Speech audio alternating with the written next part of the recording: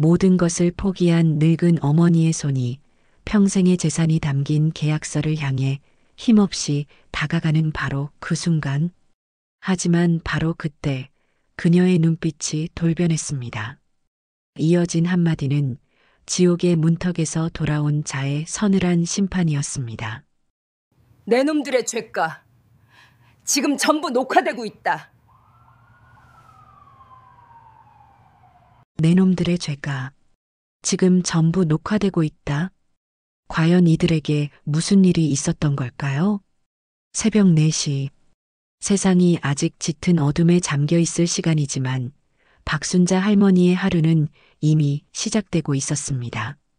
올해 72의 박순자 할머니는 남편과 사별한 후 새벽 시장에서 나무를 팔아 하나뿐인 아들 이민준을 키워냈습니다. 그녀의 손마디는 거칠게 휘어 있었고 허리는 언제나 끊어질 듯한 통증을 호소했지만 아들 생각만 하면 그 고통도 잊을 수 있었습니다. 순자 할머니는 오늘도 어김없이 부엌으로 향했습니다. 차가운 물에 손을 담그자 뼛속까지 시린 감각이 온몸으로 퍼져나갔습니다. 하지만 그녀는 멈추지 않고 쌀을 씻어 밥을 안 치고 아들이 좋아하는 구수한 된장찌개를 끓이기 시작했습니다. 멸치 육수를 내는 동안 할머니는 잠시 창밖을 바라보았습니다. 깜깜한 새벽 하늘을 보며 그녀는 아들 민준의 얼굴을 떠올렸습니다. 우리 아들 오늘은 제발 사고 없이 무탈한 하루를 보내야 할 텐데. 45이 되도록 변변한 직장 하나 없이 사업을 한답시고 집안의 돈을 야금야금 가져다 쓰는 아들이었지만 순자 할머니에게 민주는 여전히 세상에서 가장 소중한 존재였습니다. 사업이 잘 안 풀려서 그런 것이라, 곧 크게 성공해서 이 늙은 어미에게 효도할 것이라 할머니는 스스로를 다독이며 한평생을 버텨왔습니다. 아침 식사가 준비될 무렵 민준이 부스스한 머리로 방에서 나왔습니다. 아, 어머니. 오늘은 또 된장찌개예요. 입맛 없게 소고기라도 좀 사다 놓으시지. 어제 시장에서 떠리로 사온 배추가 있어서 맛있게 끓였으니 어서 한술 떠라. 순자 할머니의 말에 민주는 혀를 차며 자리에 앉았습니다. 밥그릇을 밀쳐두고 스마트폰만 들여다보는 아들의 모습에 할머니의 마음은 타들어갔습니다.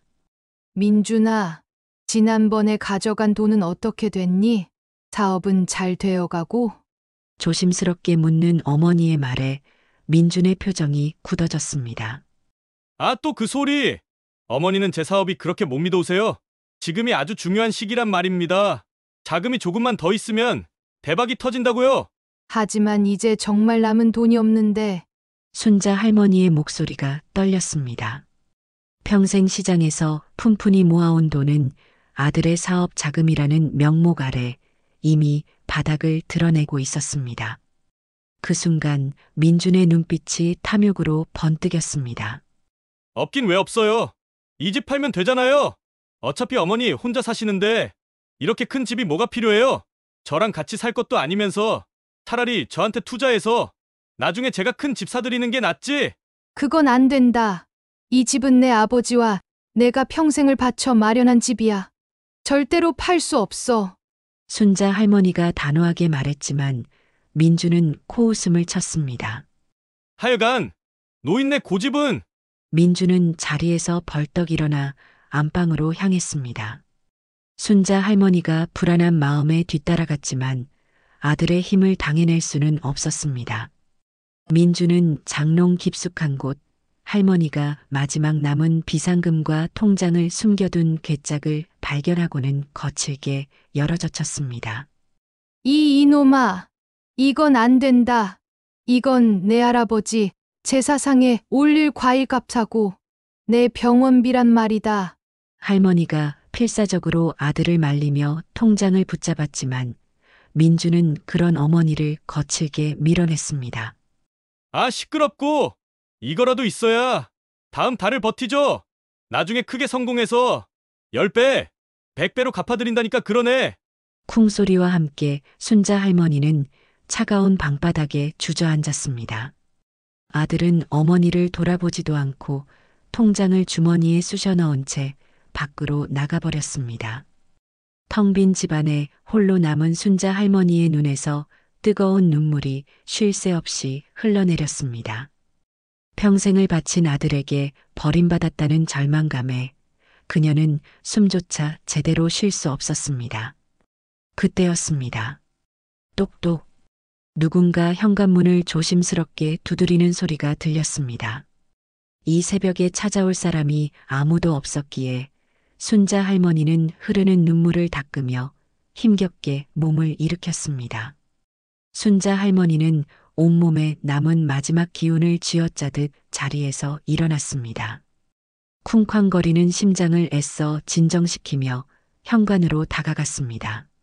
문틈으로 새어나오는 새벽의 차가운 공기가 눈물로 젖은 그녀의 뺨을 스쳤습니다. 이 시간에 누구란 말인가? 아들이 다시 돌아와 행패라도 부리려는 것인가? 온갖 불길한 생각들이 할머니의 머릿속을 헤집었습니다. 내가 전생에 무슨 죄를 지었기에 이 나이가 되도록 이런 고통을 겪어야만 하는가? 그녀의 떨리는 손이 문고리를 잡았습니다. 끼익하고 낡은 문이 소리를 내며 열리자 문 밖에는 뜻밖의 인물이 서 있었습니다. 옆집에 사는 청년 김지훈이었습니다. 지훈은 법학을 공부하는 가난한 학생이었지만 언제나 예의 바르고 성실했습니다. 서울에 홀로 올라와 공부하는 그를 안쓰럽게 여긴 순자 할머니가 종종 반찬이며 밥을 챙겨주곤 했던 터였습니다. 할머니, 이 시간에 죄송합니다. 어젯밤 늦게 어머니가 시골에서 짐을 보내주셨는데 할머니 생각나서요.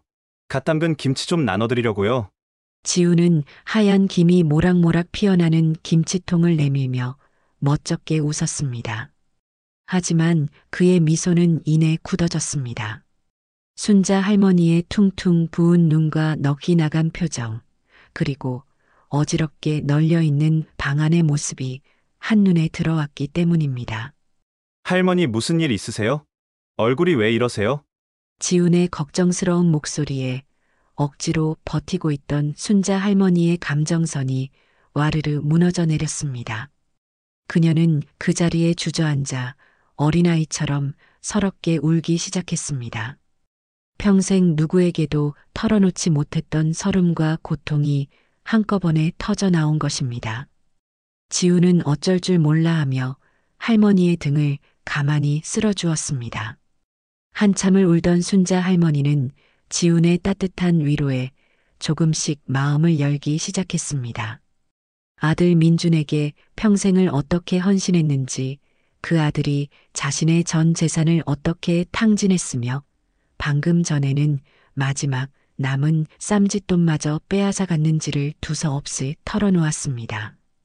이야기는 새벽 시장의 찬 바람 속에서 나무를 팔던 젊은 시절부터 아들의 등록금을 위해 굽은 허리를 펼 새도 없이 일했던 날들, 그리고 사업 자금을 대주느라 남몰래 눈물 흘렸던 수많은 밤으로 이어졌습니다. 내가 평생을 어떻게 살았는데 뼈 빠지게 일해서 자식 하나만 보고 살았는데 돌아오는 게 이것뿐이라니. 이제는 정말 어떻게 살아야 할지 모르겠구나. 할머니의 한 맺힌 절규에 지우는 주먹을 꽉 쥐었습니다. 그의 눈에는 연민을 넘어선 깊은 분노가 서려 있었습니다. 그는 법학도로서 아들 민준의 행동이 단순한 불효를 넘어 명백한 범죄에 해당할 수 있음을 직감했습니다. 할머니, 이건 그냥 넘길 일이 아니에요. 아드님의 행동은 법적으로도 문제가 될 수 있습니다. 할머니를 폭행하고 돈을 빼앗아간 것은 명백한 잘못입니다. 법이라니. 자식을 어떻게 법으로 그러면 천벌을 받는다. 천벌은 할머니를 이렇게 만든 아드님이 받아야죠. 할머니, 더 이상 이렇게 당하고만 계시면 안 됩니다. 지훈의 단호한 말에 순자 할머니의 흐릿했던 눈빛이 조금씩 흔들리기 시작했습니다. 한 번도 생각해 본 적 없는 길이었습니다. 자식을 법의 심판대에 세운다는 것은 상상조차 할 수 없는 일이었지만 이대로라면 길거리에 나앉아 굶어 죽는 것 말고는 다른 길이 없어 보였습니다. 지우는 할머니의 손을 따뜻하게 잡아주었습니다. 할머니, 제가 아는 변호사님께 한번 여쭤볼게요. 할머니의 재산을 지킬 방법이 분명히 있을 겁니다. 그리고 아드님께도 자신의 잘못이 얼마나 큰 것인지 깨닫게 해줘야 합니다. 그게 진정으로 아드님을 위하는 길일 수도 있어요. 그의 말에는 이상한 힘이 있었습니다. 절망의 늪에 빠져 있던 순자 할머니의 마음에 아주 작은 등불 하나가 켜지는 듯 했습니다. 한평생 순종과 희생만을 강요당하며 살아왔던 그녀의 마음속에서 무언가 단단한 것이 꿈틀거리기 시작했습니다. 학생 정말 방법이 있겠는가? 네, 할머니. 제가 꼭 방법을 찾아볼게요. 혼자 끙끙 앓지 마시고 이제 저를 믿으세요. 지우는 할머니를 안심시킨 뒤 자신이 가져온 김치를 냉장고에 넣어드리고 나서야 자리에서 일어났습니다. 그가 돌아간 후에도 순자 할머니는 한동안 멍하니 앉아 있었습니다. 하지만 조금 전과는 다른 기분이었습니다. 가슴속에 작은 불씨 하나가 피어난 듯 했습니다. 이대로 죽을 수는 없다. 내 인생을 이렇게 끝낼 수는 없다는 작은 의지였습니다. 바로 그때였습니다. 위잉 마이너스. 주머니에 넣어둔 낡은 휴대전화가 짧게 울렸습니다. 아들 민준에게서 온 문자 메시지였습니다. 어머니, 딴 생각하지 마세요. 그 집도 결국 제 겁니다. 섬뜩한 경고였습니다. 아들은 이미 어머니의 마음속에서 싹튼 작은 변화의 조짐을 짐승 같은 직감으로 눈치챈 것만 같았습니다. 순자 할머니의 손이 파르르 떨렸습니다. 이것은 끝이 아니라 이제부터가 진짜 시작임을 직감했습니다. 아들의 섬뜩한 문자 메시지는 순자 할머니의 마음에 박힌 가시가 되었습니다. 희미하게 타오르던 불씨 위로 차가운 물을 끼얹은 듯 두려움이 연기처럼 피어올라 온몸을 감쌌습니다. 밤은 깊었지만 할머니는 잠을 이룰 수 없었습니다. 낡은 장롱을 열어 먼지 쌓인 사진첩을 꺼내 들었습니다. 한 장 한 장 넘길 때마다 잊고 있던 시간들이 파노라마처럼 스쳐 지나갔습니다. 사진 속에는 갓난아기였던 민준이 해맑게 웃고 있었습니다. 아비 없이 홀로 키우는 자식이 기죽을세라 남들보다 2배, 3배로 일하며 악착같이 아들을 보살폈던 젊은 날의 자신이 그 옆에 있었습니다.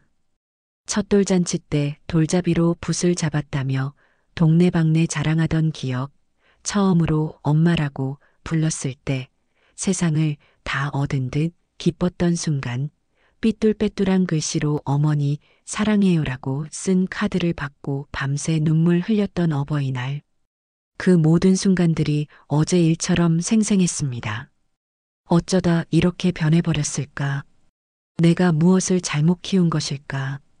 할머니의 주름진 눈가에서 후회의 눈물이 방울져 사진 위로 떨어졌습니다. 그녀는 평생을 아들을 위한 재물처럼 살아왔습니다.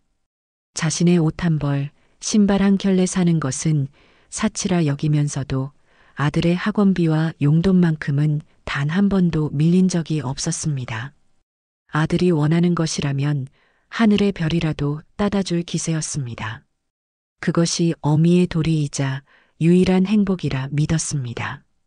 하지만 그 믿음의 끝에 남은 것은 텅 빈 통장과 아들의 경고뿐이었습니다. 내가 바친 인생의 대가가 고작 이것뿐이란 말인가? 이리도 허망하게 끝날 삶이었단 말인가? 깊은 자괴감과 배신감이 파도처럼 밀려와 할머니는 밤새도록 흐느꼈습니다. 다음 날 오후 약속대로 지훈이 다시 찾아왔습니다. 그의 손에는 서류 몇 장이 들려 있었습니다. 그의 얼굴에는 밤샘 공부의 피곤함과 함께 할머니를 돕겠다는 굳은 의지가 서려 있었습니다. 할머니, 밤새 안녕하셨어요? 많이 힘드셨죠? 지훈의 따뜻한 물음에 순자 할머니는 애써 미소를 지어 보였습니다. 안일세 학생 덕분에 마음이 조금은 차마 뒷말을 잇지 못했습니다. 지훈은 가져온 서류를 조심스럽게 탁자 위에 펼쳤습니다. 할머니, 제가 학교 법률지원센터에 계신 변호사님께 자문을 구하고 왔습니다. 지금 할머니께 가장 시급한 것은 성년후견 제도를 신청하는 것입니다. 성년후견이라는 낯선 법률 용어에 할머니는 고개를 갸웃거렸습니다. 지훈은 할머니가 이해하기 쉽도록 차근차근 설명하기 시작했습니다. 쉽게 말해, 아드님이 할머니의 허락 없이 이 집을 팔거나 할머니 통장에서 돈을 마음대로 인출하지 못하도록 법원이 감독하고 보호해주는 제도입니다. 할머니의 재산을 안전하게 지키는 첫걸음이 될 수 있어요. 지훈의 설명을 듣는 순자 할머니의 손이 가늘게 떨렸습니다. 자신의 아들을 법의 힘을 빌려 막아야 한다는 현실이 비수처럼 가슴에 꽂혔습니다. 이것은 아들을 완전히 적으로 돌리는 행위처럼 느껴졌습니다. 하지만 동시에 이것만이 유일한 길이라는 생각도 들었습니다. 이것이 첫 번째 시련이었습니다. 평생 지켜온 모성애와 막다른 길에 내몰린 생존 본능 사이에서의 처절한 갈등. 할머니는 쉽사리 결정을 내리지 못하고 입술만 파르르 떨었습니다. 바로 그때였습니다. 어머니, 저 왔어요. 현관문이 벌컥 열리며 아들 민준이 들어왔습니다. 어제와는 180도 다른 능글맞은 웃음을 얼굴에 가득 담고서였습니다. 그의 손에는 값싼 과일 바구니 하나가 들려 있었습니다. 아이고, 우리 어머니 어제는 제가 죽을 죄를 지었습니다. 사업 스트레스 때문에 제가 잠시 정신이 나갔었나 봐요. 용서해 주세요. 네, 민주는 과일 바구니를 식탁에 내려놓으며 순자 할머니의 어깨를 주물렀습니다.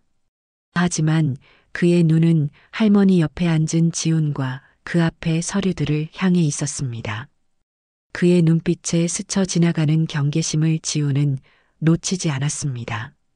어머니, 그런데 이분은 누구? 아, 옆집 학생일세. 잠시 물어볼 게 있어서 아하, 그러시구나. 안녕하세요. 민주는 겉으로는 친절하게 인사했지만 분위기는 순식간에 어색하고 불편해졌습니다. 지훈은 불길한 예감에 자리에서 일어섰습니다. 할머니, 그럼 서류는 여기 두고 갈 테니 천천히 생각해 보시고 연락 주세요. 지훈이 떠나자 민주는 기다렸다는 듯 본색을 드러냈습니다. 근데 어머니, 어제는 죄송했고요. 다름이 아니라 대출 때문에 은행에 갔더니 집문서를 좀 확인해야 할 게 있다네요. 잠깐만 좀 보여주세요. 그의 뻔뻔한 요구에 순자 할머니의 심장이 쿵 내려앉았습니다. 지훈이 경고했던 상황과 너무나도 똑같았습니다. 이것이 아들의 함정임을 직감한 할머니는 차마 장롱 쪽으로 발을 뗄 수가 없었습니다. 그건 왜? 아, 그냥 확인만 한다니까요. 뭘 그렇게 망설이세요? 제가 정말 팔아먹기라도 할까봐 그러세요? 할머니의 침묵에 민준의 표정이 순식간에 굳어지기 시작했습니다. 다정하던 위장은 가면처럼 벗겨지고 어제의 폭력적인 얼굴이 다시 드러났습니다. 지금 저 못 믿으시는 거예요? 옆집 애새끼가 와서 이상한 소리라도 하고 갔어요? 민준이 소리를 지르며 할머니에게 다가왔습니다. 그가 할머니의 팔을 거칠게 잡아끄는 순간 그의 외투 주머니에서 휴대전화가 바닥으로 툭 떨어졌습니다. 동시에 전화가 울리기 시작했습니다. 순자 할머니의 눈에 화면에 선명하게 찍힌 발신자의 이름이 들어왔습니다. 사채업자 박 사장. 그것은 할머니가 평생 들어본 적 없는 어둡고 음습한 세계의 언어였습니다. 사업 자금이라던 아들의 말이 모두 거짓이었음을, 아들이 도박과 사채라는 끔찍한 구렁텅이에 빠져 있었음을 깨닫는 순간이었습니다. 잔혹한 진실이었습니다. 민준이 기겁하며 전화를 끊고 주워들었지만 이미 늦었습니다. 순자 할머니는 모든 기력이 빠져나간 사람처럼 그 자리에 풀썩 주저앉았습니다. 너 사업이 아니라 도박이었구나. 아니에요. 그게 아니라 그럼 저 사람은 누구야? 사채업자가 대체 누구냐고? 할머니의 절규에 민주는 이성을 잃고 말았습니다. 그래요. 도박 좀 했어요. 그게 다 어머니 때문이잖아요. 애초에 돈을 시원하게 내줬으면 이런 일도 없었을 거 아니에요. 그 집이라도 팔아서 갚지 않으면 저 죽어요. 어머니가 저 죽이는 거라고요.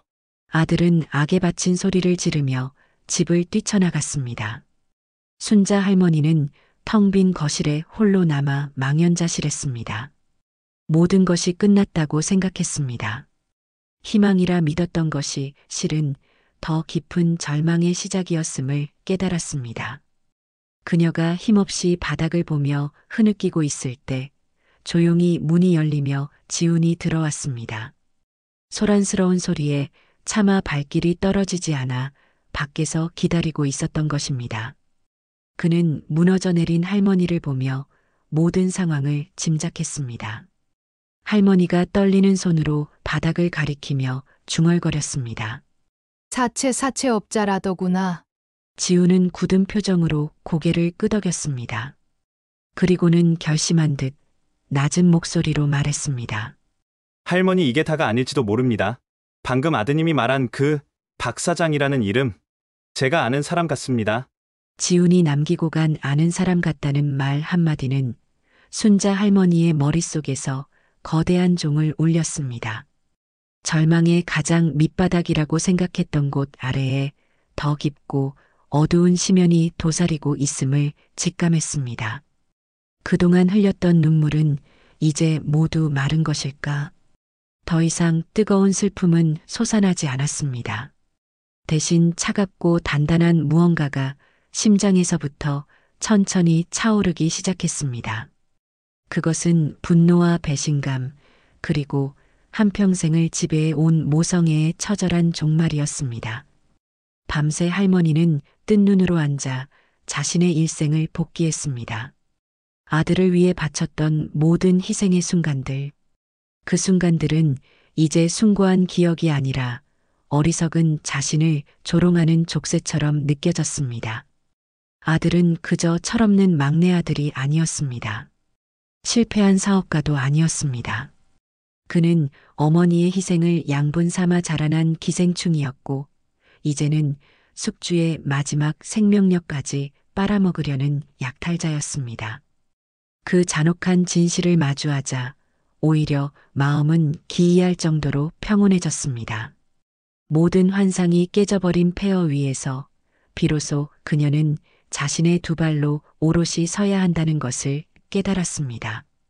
이튿날 지훈이 다시 찾아왔을 때 그는 완전히 달라진 순자 할머니의 눈빛을 마주해야 했습니다.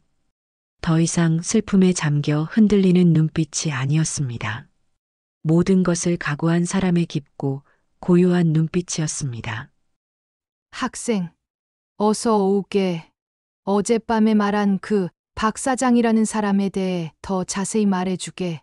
지훈은 할머니의 변화에 놀라면서도 마음 한편으로는 안도했습니다. 그는 무거운 표정으로 입을 열었습니다. 박 사장은 제가 법률지원센터에서 봉사활동을 할 때 다른 피해자분을 통해 알게 된 인물입니다. 그는 교묘하게 법망을 피해서 약자들의 재산을 빼앗는 걸로 악명이 높아요. 처음에는 낮은 이자로 돈을 빌려주며 환심을 산 뒤 나중에는 온갖 협박과 폭력으로 빚을 부풀려 결국 집이나 땅을 헐값에 넘기게 만드는 수법을 씁니다. 지훈의 설명이 이어질수록 할머니의 얼굴은 핏기가 가셨습니다. 그리고 박 사장은 혼자 움직이지 않습니다. 항상 내부 조력자를 이용합니다. 빚을 진 사람의 가장 가까운 곳에서 약점을 파악하고 재산 정보를 빼내고 심리적으로 압박하는 역할을 맡는 사람이 반드시 있습니다. 내부 조력자. 그 단어가 순자 할머니의 귀에 모처럼 박혔습니다. 모든 퍼즐 조각이 맞춰졌습니다. 아들 민주는 단순한 채무자가 아니었습니다. 어머니의 집을 차지하기 위해 사채업자와 한패가 되어 움직이는 공모자였던 것입니다. 지난날 아들이 집 문서 좀 확인하자며 능청을 떨던 모습, 어머니 혼자 사는데 큰 집이 뭐가 필요하냐며 떠보던 말들이 모두 계획된 함정이었음을 깨달았습니다. 가슴을 도려내는 듯한 고통이 밀려왔지만 이제는 울지 않았습니다. 눈물 대신 차가운 결의가 그녀의 온몸을 지배했습니다. 순자 할머니는 마른 입술을 열어 지훈을 똑바로 바라보며 말했습니다. 학생 내가 어떻게 해야 하는지 알려주게. 이제 더는 내 아들이라고 봐주지 않을 걸세. 70평생 남에게 굽실거리며 살아왔지만 내 집, 내 마지막 남은 인생만큼은 내 손으로 지켜야겠어. 그 말에는 한치의 망설임도 없었습니다. 수동적인 피해자의 자리에서 벗어나 자신의 운명과 맞서 싸우기로 결심한 한 인간의 장엄한 각성이었습니다. 할머니의 각오를 확인한 지훈의 눈빛도 비장해졌습니다. 그는 준비해온 작은 녹음기 펜을 꺼내 보이며 구체적인 첫 번째 행동 계획을 설명하기 시작했습니다. 할머니, 이제 우리가 역으로 함정을 파야 합니다. 아드님의 절박함을 이용하는 겁니다. 지훈의 계획은 대담했습니다. 첫째, 순자 할머니가 아들의 협박에 못 이기는 척 굴복하는 연기를 한다. 둘째, 집을 넘기는 문제를 상의해야겠다며 아들에게 박 사장을 직접 집으로 데려오라고 요구한다. 셋째, 약속 장소인 이 집 거실에 녹음 장치를 숨겨두고 박 사장과 아들이 자신들의 불법적인 계획과 협박을 스스로 실토하도록 유도한다. 그들의 대화를 녹음해서 명백한 증거를 확보해야 합니다. 협박과 공갈, 그리고 아드님의 공모 사실까지 모두요. 이 증거만 있으면 성년후견 신청은 물론이고 저들을 형사 고소할 수도 있습니다. 이것이 우리가 반격할 수 있는 가장 확실한 무기가 될 겁니다. 자신의 아들을 상대로 함정을 파고 그의 목소리를 녹음해야 한다는 사실에 할머니의 손끝이 떨려왔습니다. 하지만 그녀는 이내 주먹을 꽉 쥐었습니다. 독사를 잡으려면 독사보다 더 지독해져야만 했습니다. 알겠네, 학생 말대로 하겠네. 순자 할머니는 지훈이 건넨 녹음기 펜을 받아들었습니다.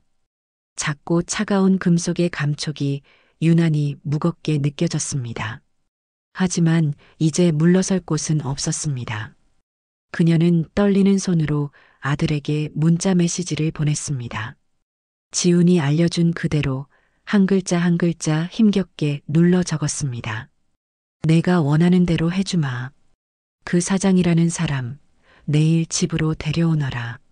전송 버튼을 누르는 순간 심장이 철렁 내려앉았습니다. 돌이킬 수 없는 강을 건넜다는 것을 실감했습니다. 메시지를 보낸 뒤 순자 할머니는 무언가에 이끌린 듯 창밖을 내다보았습니다. 그리고 그 순간 그녀는 숨을 멈췄습니다. 길 건너편 전봇대 아래 아들 민준이 서 있었습니다. 누군가와 통화를 하며 이쪽 집을 자신의 어머니가 있는 창문을 올려다보고 있었습니다. 그의 얼굴에는 이 모든 상황을 예상했다는 듯한 섬뜩하고도 비열한 미소가 걸려 있었습니다. 덫을 놓고 사냥감을 기다리는 사냥꾼의 미소였습니다. 아들의 비웃는 얼굴은 밤새 순자 할머니의 뇌리에서 떠나지 않았습니다. 그것은 단순한 조소가 아니었습니다. 모든 것을 꿰뚫어 보고 있다는 자신감, 어머니의 마지막 발버둥마저 손바닥 위에 올려놓고 즐기고 있다는 잔인함이 담겨 있었습니다. 약속된 날이 밝아오는 동안 순자 할머니는 뜬 눈으로 밤을 새웠습니다. 평생을 살아온 집이 이제는 사지로 변해버린 듯 모든 것이 낯설고 위협적으로 느껴졌습니다. 거실의 낡은 괴종시계 소리는 마치 운명의 카운트다운처럼 초침 하나하나가 심장을 옥죄어 왔습니다. 내가 과연 해낼 수 있을까? 내 아들의 얼굴을 보고 저 흉악한 사채업자라는 사람 앞에서 내가 정말 연기를 할 수 있을까? 손에 쥔 녹음기 펜은 천근만근처럼 무거웠습니다. 차갑고 매끄러운 감촉이 그녀의 떨리는 손바닥을 더욱 시리게 만들었습니다. 수십 번이고 모든 것을 포기하고 싶었습니다. 그냥 이 집을 내어주고 어디 산속의 암자로라도 들어가 조용히 생을 마감하고 싶다는 생각이 파도처럼 밀려왔습니다. 하지만 그럴 때마다 아들의 그 비웃는 얼굴이 떠올랐습니다. 그 얼굴은 그녀의 마지막 남은 자존심에 불을 지폈습니다. 이렇게 무너질 수는 없다. 내 인생이 통째로 부정당하도록 내버려둘 수는 없다. 약속된 시간이 다가오자 지훈이 마지막 점검을 위해 찾아왔습니다. 그는 할머니의 창백한 얼굴을 보며 걱정스러운 눈빛을 감추지 못했습니다. 할머니, 너무 무리하지는 마세요. 위험하다 싶으면 제가 알려드린 대로 기침을 3번 하세요. 그럼 제가 바로 경찰에 신고하고 달려올게요. 지훈은 거실 탁자 위 낡은 연필꽂이 안에 다른 펜들과 섞어 녹음기 펜을 자연스럽게 꽂아두었습니다. 작은 렌즈가 거실 전체를 향하도록 각도를 미세하게 조절하는 그의 손길은 신중했습니다. 모든 준비를 마친 지훈이 떠나고 순자 할머니는 거대한 적진에 홀로 남겨진 늙은 병사처럼 거실에 덩그러니 앉아 있었습니다. 띵동. 마침내 지옥의 문을 여는 소리처럼 초인종이 울렸습니다. 할머니는 마른 침을 삼키며 현관으로 향했습니다. 문을 열자 아들 민준이 억지 미소를 지으며 서 있었고 그 뒤에는 그림자처럼 어둡고 육중한 산의 박 사장이 서 있었습니다. 그의 날카로운 눈은 마치 먹잇감을 탐색하는 뱀처럼 할머니의 얼굴과 집안을 빠르게 훑었습니다. 순자 할머니는 온몸의 피가 차갑게 식는 것을 느꼈습니다. 어머니, 인사드려. 내 사업에 큰 도움을 주시는 박 사장님이셔. 처음 뵙겠습니다. 어머님 말씀은 많이 들었습니다. 박 사장은 악수를 청하며 손을 내밀었지만 그의 입가에 걸린 미소에서는 그 어떤 온기도 느껴지지 않았습니다. 거실로 들어와 소파에 깊숙이 몸을 묻은 그는 마치 재집인 양 거만하게 주위를 둘러보았습니다. 순자 할머니는 계획대로 모든 것을 포기한 늙고 무력한 노인처럼 힘없이 그들의 맞은편에 앉았습니다. 그래, 내 아들 빚이 얼마나 된다고 하더냐? 목소리가 떨려 나왔습니다. 하하. 어머님 빚이라고 할 것까지야 있겠습니까? 아드님 미래에 대한 투자지요. 박 사장은 서류 가방에서 차용증 몇 장을 꺼내 탁자 위에 던지듯 펼쳐놓았습니다. 순자 할머니가 알아볼 수도 없는 깨알 같은 글씨들이 가득했습니다.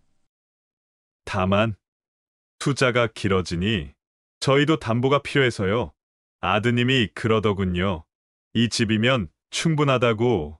그의 말 한마디 한마디는 부드러웠지만 그 안에는 날카로운 칼날이 숨겨져 있었습니다. 모든 대화는 연필꽂이의 녹음 펜을 향해 흐르고 있었습니다. 이제 결정적인 한마디, 협박이나 공모를 암시하는 말이 나오기만 하면 되었습니다. 바로 그 순간 박 사장이 갑자기 말을 멈췄습니다. 그는 미간을 찌푸리며 무언가 생각에 잠긴 듯 거실을 다시 한번 천천히 훑어보았습니다. 그의 시선이 탁자 위의 연필꽂이에 멈췄습니다. 시간이 멈춘 듯한 정적이 흘렀습니다. 순자 할머니의 심장이 바닥으로 떨어졌습니다. 박 사장은 자리에서 일어나 연필꽂이로 다가가더니 비웃음과 함께 입을 열었습니다. 어머님, 아드님이 참 효자네요. 그는 망설임 없이 정확히 지훈이 숨겨두었던 그 녹음기 펜을 집어들었습니다. 그리고는 순자 할머니와 민준을 번갈아 쳐다보며 펜의 윗부분을 딸깍 눌렀습니다. 녹음이 시작될 때 깜빡이던 작은 붉은 불빛이 정지되면서 길게 한번 빛나고는 꺼져버렸습니다. 요즘 세상이 험해서 이런 거라도 있어야 안심이 되시겠죠. 안 그래요. 민준 씨, 박 사장이 민준을 향해 비열하게 웃었습니다. 모든 것이 탄로 났습니다. 아들 민준이 어머니의 마지막 저항마저 적에게 고스란히 팔아넘긴 것이었습니다. 덫을 놓으려던 자가 오히려 완벽한 덫에 갇혀버린 순간이었습니다. 순자 할머니의 눈앞이 하얗게 변했습니다. 이 이놈이! 할머니가 무어라 말을 하려 했지만 목소리가 나오지 않았습니다. 배신감에 온몸이 마비된 듯 했습니다. 박 사장은 녹음기 펜을 자신의 주머니에 쑤셔 넣었습니다. 그리고는 서류 가방에서 또 다른 서류 뭉치를 꺼내 탁자 위로 거칠게 던졌습니다. 그것은 이미 모든 내용이 기입된 부동산 매매 계약서였습니다. 이제 장난은 끝났습니다. 할머니, 박 사장의 목소리는 얼음장처럼 차가워졌습니다. 그는 턱짓으로 민준을 가리켰습니다. 아들 민준은 고개를 푹 숙인 채 죄인처럼 일어나 현관문 앞을 막아섰습니다. 어머니의 퇴로를 그리고 자신의 퇴로를 스스로 차단한 것이었습니다. 오늘 여기서 도장 찍기 전에는 아무도 이 집에서 못 나갑니다. 당신 아드님도 포함해서요. 박 사장은 민준을 향해 섬뜩한 경고의 눈빛을 보냈습니다. 아들마저 인질로 잡힌 최악의 상황. 계획은 실패했고 증거는 빼앗겼으며 유일한 탈출구는 막혔습니다. 순자 할머니는 완벽한 절망 속에 고립되었습니다. 시간이 멈췄습니다. 순자 할머니의 낡은 거실은 이제 세상과 완벽하게 단절된 하나의 섬이 되었습니다. 창밖의 햇살도 이웃집의 소음도 그 무엇도 이 안으로 들어오지 못했습니다.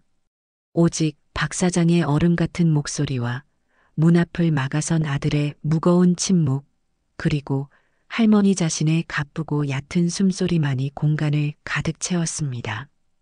그녀는 평생을 바쳐 일군 자신의 성 안에서 자신이 낳은 아들에 의해 완벽하게 포위된 포로였습니다. 모든 것이 끝났다고 할머니는 생각했습니다.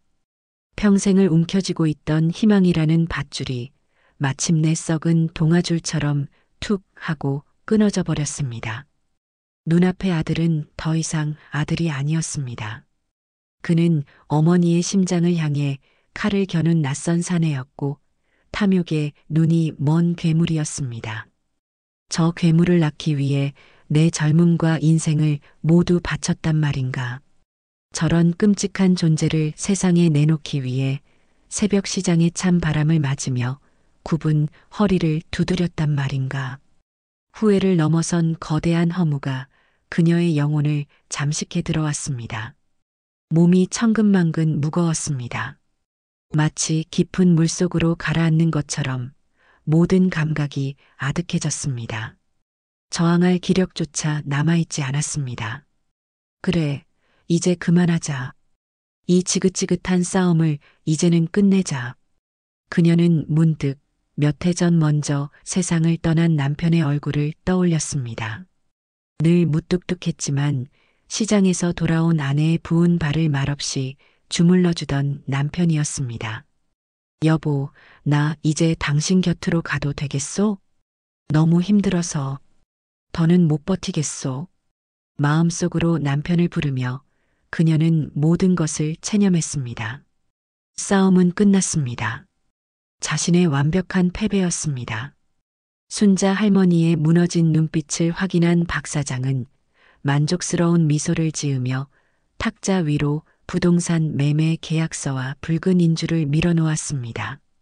자, 이제 도장 찍으시죠. 어머님, 시간이 없습니다.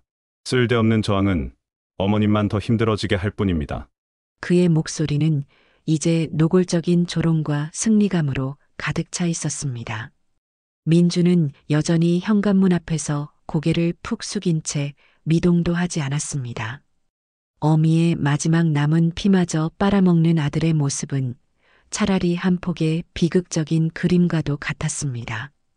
박 사장은 할머니가 움직이지 않자 더욱 강력한 압박을 가하기로 마음먹었습니다. 그는 보란 듯이 휴대폰을 꺼내 들어 스피커폰으로 통화를 연결했습니다. 어이, 김 실장. 지금 그 법대생 꼬마 놈 학교 앞에 대기하고 있지. 그래. 내가 신호 주면 바로 작업 들어가. 조용히. 아무도 모르게 처리해야 돼. 알았어? 순자 할머니의 귀에 그 목소리가 번개처럼 내리꽂혔습니다. 법대생 꼬마 지훈이었습니다. 자신의 유일한 희망이자 조력자였던 그 착한 학생마저 이들의 마수 안에 들어가 있었던 것입니다. 어쩐지 아들이 자신의 계획을 너무나도 잘 알고 있다 했습니다. 아들은 녹음기 계획뿐만 아니라 자신을 돕는 지훈의 존재까지 모두 저들에게 고해 바쳤던 것입니다. 이제 정말 모든 것이 끝났습니다. 마지막 구명 보트마저 불타버린 것입니다. 자신의 어설픈 저항이 도리어 죄 없는 젊은 학생을 위험에 빠뜨렸다는 죄책감에 할머니는 숨조차 쉴 수 없었습니다. 눈앞이 캄캄해졌습니다. 그녀는 떨리는 손을 아주 천천히 탁자 위에 놓인 계약서를 향해 뻗었습니다. 모든 것을 포기한 자의 느리고 무기력한 움직임이었습니다. 그녀의 엄지손가락이 붉고 축축한 인주를 향해 다가가던 바로 그 순간이었습니다. 할머니의 시선이 자신의 손등 위 작고 희미하게 남은 흉터 자국에 머물렀습니다. 세월에 닳아 거의 보이지도 않는 그 흉터는 까마득한 옛 기억의 관문을 여는 열쇠였습니다. 아들 민준이 6살 무렵이었습니다. 새벽 시장의 낡은 좌판에 작은 화재가 났습니다. 사람들이 비명을 지르며 흩어지는 아수라장 속에서 젊은 순자는 시뻘건 불길 속으로 망설임 없이 손을 집어넣었습니다. 타들어가는 천막 아래 아들이 고사리 손으로 용돈을 모으던 돼지 저금통이 있었기 때문입니다. 뜨거운 불길이 살을 파고드는 고통 속에서도 그녀는 오직 아들의 보물을 지켜내겠다는 일념 하나로 저금통을 끄집어냈습니다. 그날 생긴 화상 자국이었습니다. 그 기억이 떠오르는 순간 순자 할머니의 머릿속에서 무언가 툭 하고 끊어지는 소리가 났습니다. 그래, 나는 내 아들을 위해 시뻘건 불길 속으로도 뛰어들었던 어미였다. 젓갓 사채업자가, 젓갓 배신자가 무서워서 내 인생을 통째로 넘겨줄 수는 없다. 그날 내가 불길 속에서 지켜낸 것은 낡은 돼지 저금통이 아니라 내 자식을 향한 나의 사랑이자 내 삶의 이유 그 자체였다. 그런데 오늘 나는 무엇을 하고 있는가? 내가 평생을 바쳐 지켜온 이 모든 것을 저들에게 스스로 갖다 바치려 하고 있지 않은가? 꺼져가던 심장의 불씨가 그 흉터를 기폭제 삼아 다시 타오르기 시작했습니다. 절망으로 가득 찼던 눈에서 허무와 체념의 그림자가 걷히고 그 자리에 차갑고 날카로운 섬광이 번뜩였습니다. 그녀의 떨림은 기적처럼 멈췄습니다. 계약서를 향해 뻗어있던 손이 아주 천천히 그러나 단호하게 거두어졌습니다. 그녀는 아무 말 없이 자리에서 일어났습니다. 그리고는 모두가 어리둥절하게 쳐다보는 가운데 부엌으로 걸어가 냉수한 컵을 따라왔습니다. 그녀의 움직임에는 이젠 그 어떤 망설임이나 두려움도 없었습니다. 기이할 정도로 침착하고 고요했습니다.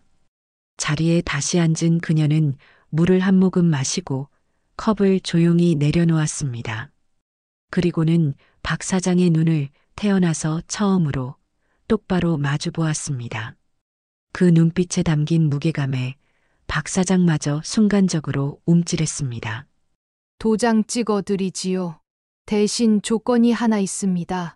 가장 깊은 어둠 속에서 순자 할머니의 반격이 시작되고 있었습니다.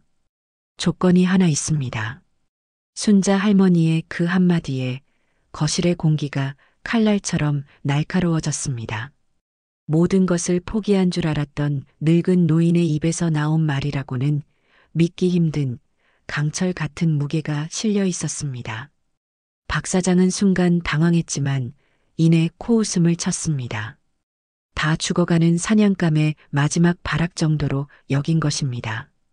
아들 민준 역시 어리둥절한 표정으로 도대체 무슨 꿍꿍이인지 짐작조차 하지 못하고 있었습니다. 박 사장은 팔짱을 끼고 거만한 자세로 소파에 몸을 기댔습니다. 호, 조건이라 재미있군요. 말씀해 보시죠. 어머님, 이 상황에 무슨 조건을 거실 수 있을지 아주 궁금합니다. 그의 말투는 상대를 철저히 조롱하고 있었습니다. 순자 할머니는 그의 비웃음에도 전혀 동요하지 않았습니다. 그녀의 시선은 오직 한 사람, 문 앞에 서 있는 아들 민준에게 고정되어 있었습니다. 그 시선은 더 이상 슬픔이나 원망이 아니었습니다. 그것은 깊이를 알 수 없는 연민, 자신이 낳은 괴물을 바라보는 창조주의 비통함에 가까웠습니다. 내 전 재산인 이 집을 내 아들 민준이의 손으로 직접 이 계약서에 내 도장을 찍게 해주시오. 할머니의 입에서 나온 조건은 너무나도 뜻밖의 것이었습니다. 박 사장은 잠시 할머니의 의도를 파악하려 애썼지만 늙은이의 마지막 감상적인 허세라고 결론 내렸습니다. 제 손으로 아들에게 재산을 넘겨주고 싶다는 어미로서의 마지막 자존심이겠거니 생각한 것입니다. 하, 좋습니다. 어차피 결과는 똑같으니까요. 효자 아드님 손으로 직접 어머님 재산을 받는 것. 그림이 아주 좋잖습니까? 박 사장은 낄낄거리며 묵직한 옥도장이 담긴 인감도장통을 민준에게 던지듯 건넸습니다. 민준은 얼떨결에 도장통을 받아들었지만 차가운 옥의 감촉에 온몸을 떨었습니다. 이것은 어머니의 재산이 아니라 어머니의 인생 그 자체의 무게였습니다. 민준이 떨리는 손으로 계약서와 도장을 들고 어머니 앞에 다가섰습니다. 그 순간 순자 할머니가 나지막하지만 또렷한 목소리로 아들을 불렀습니다. 민준아, 그 목소리에 민준이 움찔하며 고개를 들었습니다. 내가 6살 무렵 우리 시장 좌판에 불이 났던 거 기억하느냐?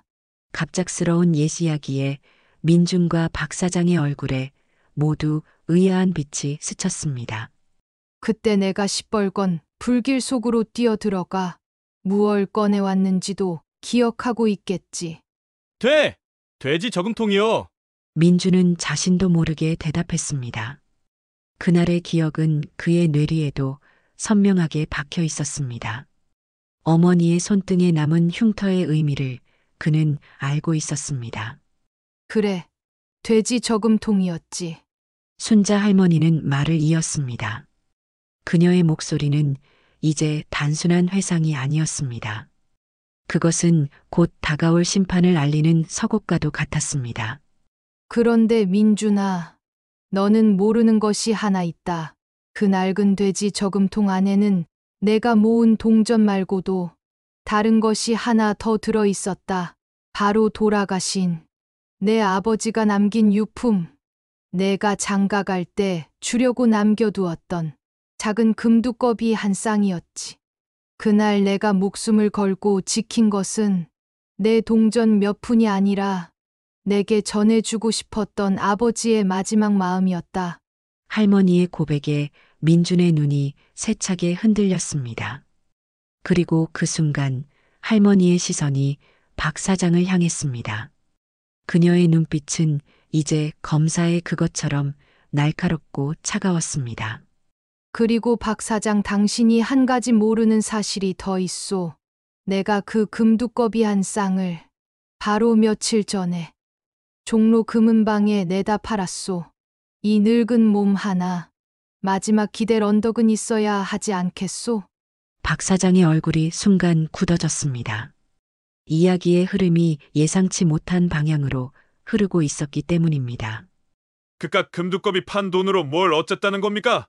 박 사장의 조급한 물음에 마침내 순자 할머니의 입에서 천둥과도 같은 심판의 언어가 터져 나왔습니다.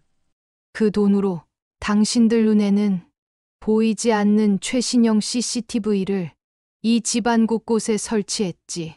지금 이 순간 당신들이 내 집에 무단으로 침입해서 이 늙은이를 협박하고 내 아들을 인질 삼아 재산을 강탈하려는 이 모든 순간이 소리 하나까지 남김없이 녹화되고 있소. 정적이 흘렀습니다. 박 사장의 얼굴에서 웃음기가 완전히 사라졌습니다. 그의 눈이 미친 듯이 거실 구석구석을 훑쳤습니다.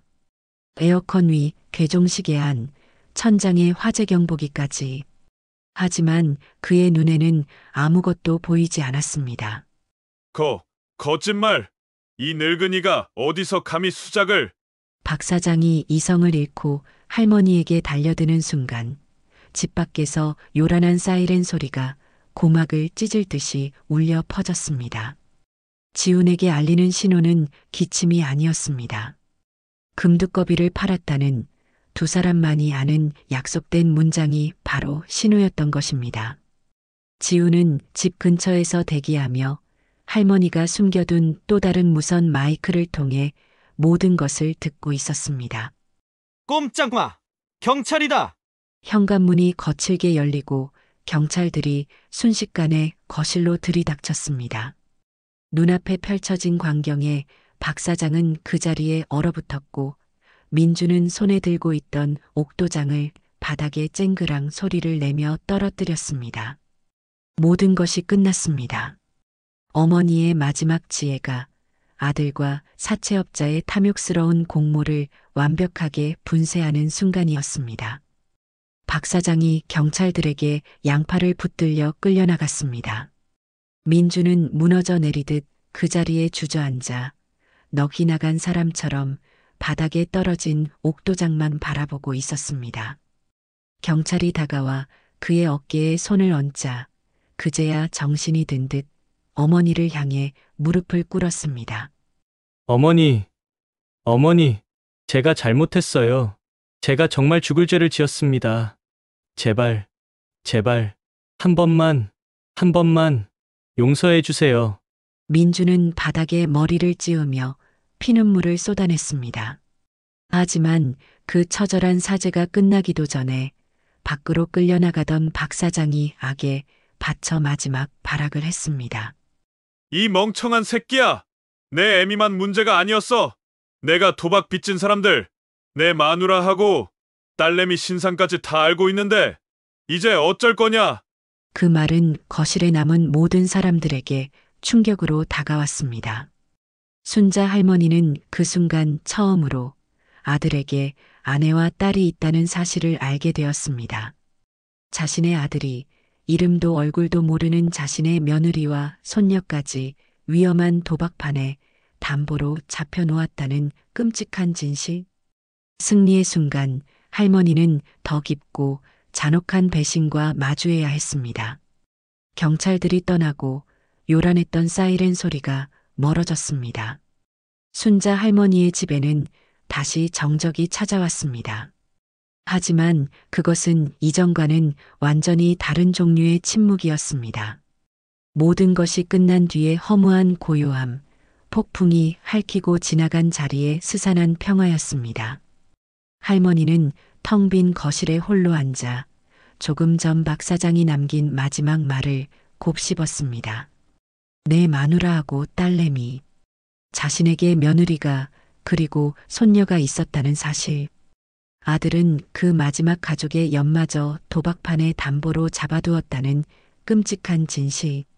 승리의 통쾌함은 온데간데 없고 더 깊고 근원적인 슬픔이 파도처럼 밀려왔습니다. 그녀는 이 싸움에서 이긴 것이 아니었습니다.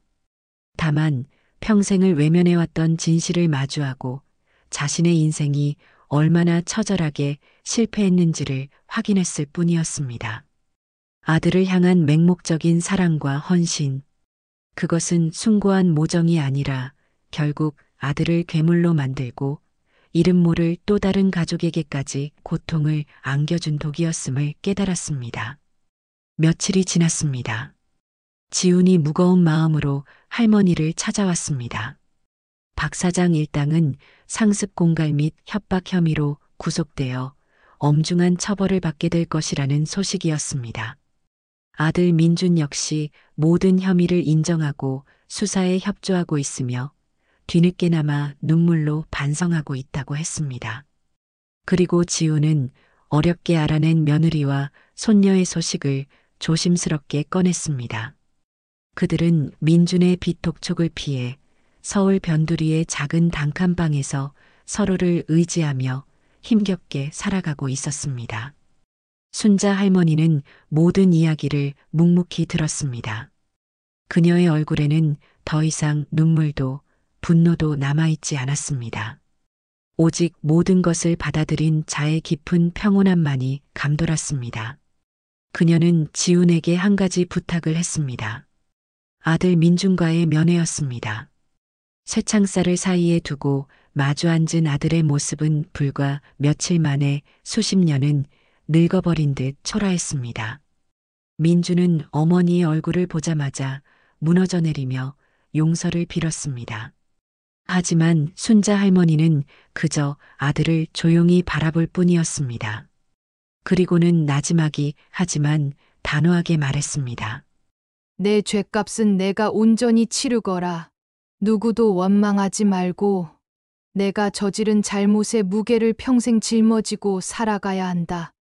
어머니, 하지만 내가 망가뜨린 또 다른 인생들은 이 못난 어미가 마지막으로 책임져야겠구나. 그것이 모자의 마지막 대화였습니다. 용서도 화해도 아니었습니다. 그것은 각자의 몫으로 남겨진 삶의 책임을 확인하는 쓰리고 아픈 이별의 의식이었습니다. 그 후 순자 할머니는 놀라운 결정을 내렸습니다. 평생을 바쳐 지켜온 자신의 분신과도 같았던 집을 팔기로 한 것입니다. 집이 팔리고 남은 돈으로 그녀는 가장 먼저 며느리와 손녀가 살 작은 아파트를 마련해 주었습니다. 그리고 남은 돈의 상당 부분을 지훈의 이름으로 기탁했습니다. 훗날 변호사가 될 지훈이 자신처럼 억울한 일을 당하고도 법의 도움을 받지 못하는 노인들을 위해 무료로 변론을 해줄 것을 부탁하면서였습니다. 그녀의 비극으로 얻은 돈이 다른 누군가의 희망이 되기를 바라는 마음이었습니다. 순자 할머니 자신은 작은 임대 아파트로 거처를 옮겼습니다. 집은 좁고 낡았지만 그 어느 때보다 마음은 평온했습니다. 그녀는 더 이상 누군가를 위한 희생의 삶을 살지 않았습니다. 동네 노인정에서 글을 배우기 시작했고 서툰 솜씨로나마 화분에 꽃을 가꾸는 법도 익혔습니다. 잃어버렸던 자신의 이름, 박순자로서의 삶을 비로소 시작한 것입니다. 어느 화창한 봄날, 할머니는 처음으로 손녀와 마주했습니다. 며느리의 손을 잡고 수줍게 다가온 아이는 신기하게도 아들의 어린 시절을 쏙 빼닮아 있었습니다. 할머니는 아이를 조용히 끌어안았습니다. 아이의 작고 따뜻한 온기가 가슴으로 전해져 왔습니다. 그녀의 눈가에서 눈물 한 방울이 흘러내렸습니다. 그것은 더 이상 한과 슬픔의 눈물이 아니었습니다. 상처 위에, 폐허 위에 아주 작지만 새로운 희망의 씨앗을 심는 감사와 다짐의 눈물이었습니다. 그녀의 상처는 아물지 않을 것입니다. 하지만 그녀는 그 상처를 끌어안고 새로운 약속들을 만들어가며 묵묵히 살아갈 것입니다. 진정한 인생은 모든 것을 잃었다고 생각한 바로 그 자리에서 다시 시작되고 있었습니다. 박순자 할머니의 이야기는 여기서 끝이 납니다. 여러분은 할머니의 마지막 선택을 어떻게 보셨나요? 평생을 바친 자식에게 배신당한 그 깊은 절망의 순간과 모든 것을 잃은 폐허 위에서 타인을 위한 희망을 찾아 나선 그 위대한 용기를 말입니다. 어쩌면 우리네 부모님들이 혹은 우리 자신이 걸어왔을지도 모를 고단한 인생길이 떠오르지 않으신가요? 여러분이라면 순자 할머니와 같은 상황에서 어떤 결정을 내렸을지 여러분의 소중한 생각을 댓글로 남겨주세요. 여러분의 따뜻한 공감과 지혜로운 의견이 지금 이 순간에도 비슷한 아픔을 겪고 있을 누군가에게는 큰 위로와 용기가 될 수 있습니다. 오늘 이야기가 여러분의 마음에 깊은 울림을 주었다면 저희 채널의 좋아요와 구독으로 응원을 부탁드립니다. 저희는 앞으로도 여러분의 삶에 따뜻한 위로가 될 더 좋은 이야기로 찾아뵙겠습니다. 감사합니다.